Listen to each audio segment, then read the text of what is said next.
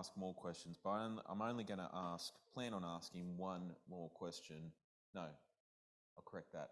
I plan on asking two more questions, one now and then one after the other questions are asked. But if there's no questions from the floor or from those on Zoom, then I've got more, but we won't do too many more because it is fairly late.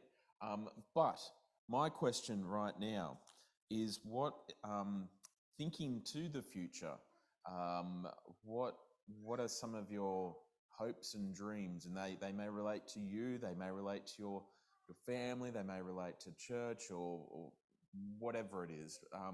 For the next 5 to 10 years, what are some of your hopes and dreams? I hope to still be alive in 10 years' time.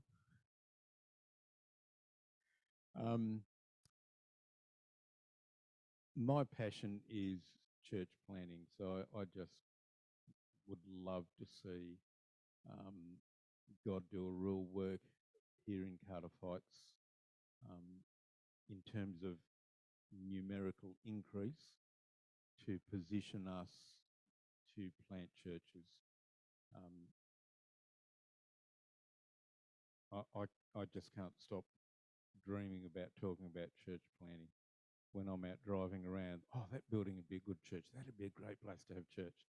So that's one for me. And on a personal note, Debbie and I hope to, in the next couple of years, move into apartment style living at the Merriweather Golf Course redevelopment. We want to move into there and sell our house at Teralba and move in there. Mm-hmm.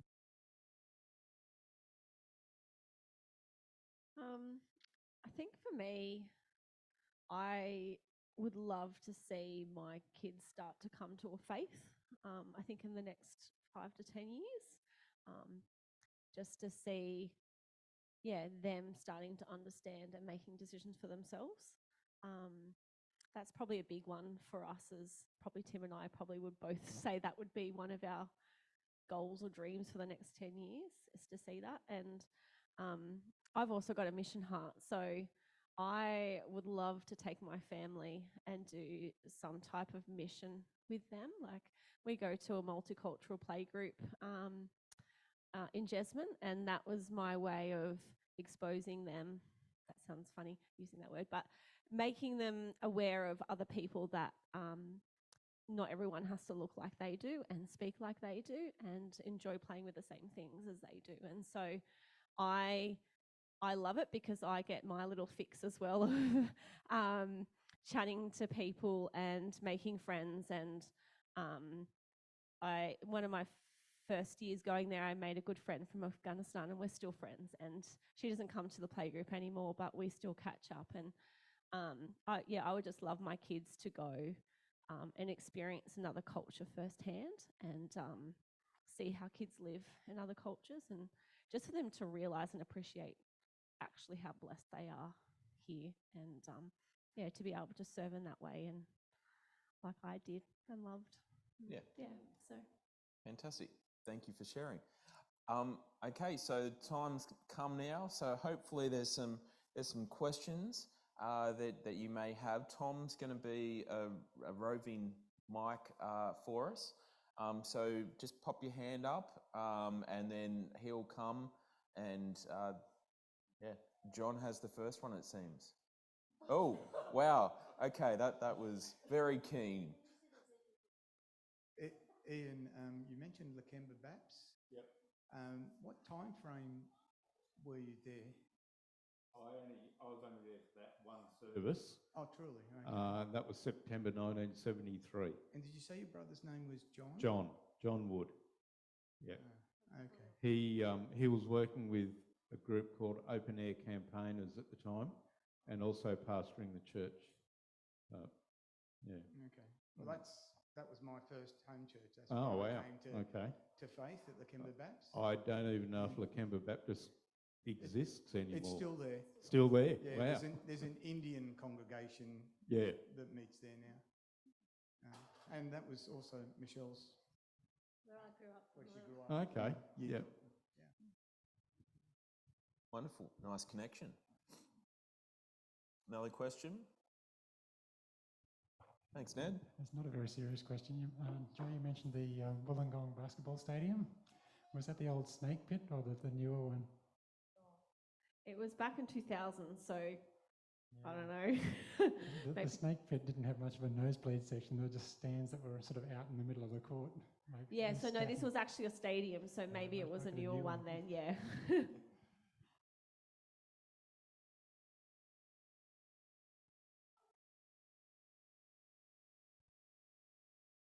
Laura's got one at the back. Joe, you mentioned that you were in Egypt for a while before marrying Tim. Could you share a little bit more about what you were doing there and what that looked like? Sure. I had a heart for people who couldn't get to hear about Jesus, and so I was really challenged about what they call the 1040 window. And so I also had a heart for Africa, though. So in Africa, that only leaves the top strip of Africa. But so I went over and went to Egypt, which was very much Middle Eastern culture and not so much African culture, which is what I'd fallen in love with in Rwanda. But when I was over there, I really wanted to work with the locals, and so I went over not having any Arabic. So I started working in a refugee school, mainly for Sudanese at the time, and set up an ESL program, so an English as a second language program. And so had to be quite creative in that because they didn't have a lot of resources. It did a lot of teacher training, but found that kids had just memorised the books that were in their library and weren't actually reading. And so then had to figure out a way to make books so that I could actually see how much they could read and what they'd remembered. And while I was doing that, I started to learn some Arabic as well. And I had a real heart to work with some of the local Egyptian kids as well. So I joined a group that worked with street kids, and it was Muslim street kids. And so it was part of a group where we would teach Christian values through sport and through different activities. And so I was helping with the English, but then also in my Arabic lessons before going, I would get all the vocabulary I needed to be able to teach the girls how to sew. And I remember at some points just yelling, they were just starting to fight. And I'm like, stop. Like, I didn't have a lot of vocab, but I just used what I had to be able to do that. And the other thing I did was I worked at an orphanage. I helped out at an orphanage with their homework and English learning. And that was mainly for Christians that were living there. So I kind of had a mix between African culture and Egyptian culture and Christian and Muslim. And so it was a really nice mix for me. I liked the variety of things that I got to do there. It was a really challenging but exciting, and saw God do lots of things there while I was over there. So, yeah. Thanks, Laura. Good question. Any other questions?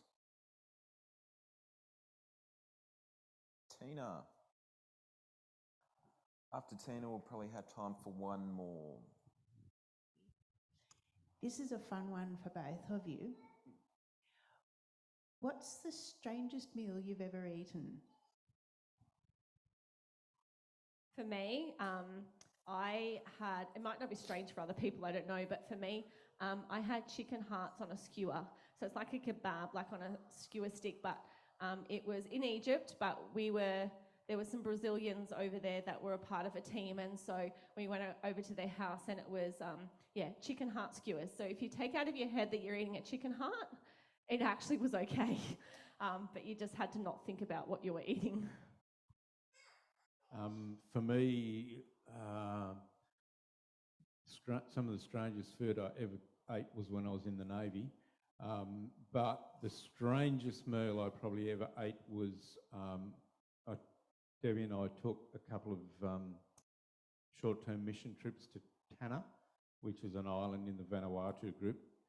And I went once with a bunch of guys. We did a building team, and we went out to one of the outlying villages, and on the way they fed us, and they brought out a big pot of what they called stew, and we looked in, and there was a big fish eye looking back at us, and it was all the fish entrails, and that's all the meat there was just the innards of the fish in this pot.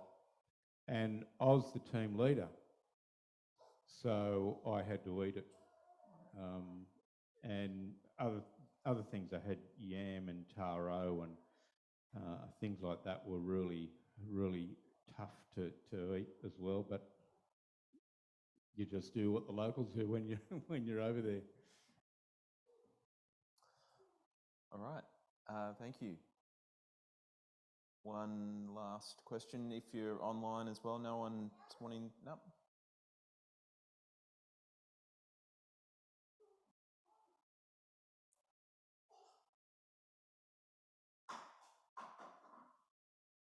Sorry, I hope that made sense. I was just giving you 5 seconds. Anyway, okay. Well, I'll go to the last question, which was simply what I asked you at the start about the colour. How are you feeling now?